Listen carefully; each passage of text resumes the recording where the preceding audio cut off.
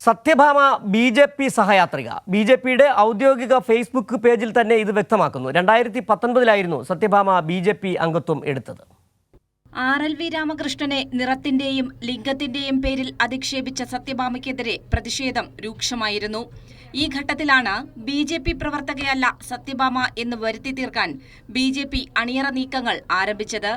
എന്നാൽ സത്യഭാമ ബി.ജെ.പി. അംഗത്വം 2019 എടുത്തു എന്നത് ബി.ജെ.പിയുടെ ഔദ്യോഗിക ഫേസ്ബുക്ക് പേജിൽ തന്നെ വ്യക്തമാക്കുന്നു.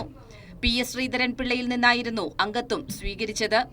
2019 ബി.ജെ.പി. സെക്രട്ടേറിയറ്റിന് മുന്നിൽ നിരാഹാര സമരം നടത്തിയിരുന്നു. അത് ഉദ്ഘാടനം ചെയ്തതും സത്യഭാമ തന്നെ. ബി.ജെ.പി. സംസ്ഥാന വൈസ് പ്രസിഡന്റ് എൻ. ശിവരാജനായിരുന്നു അന്ന് നിരാഹാരം കിടന്നത്.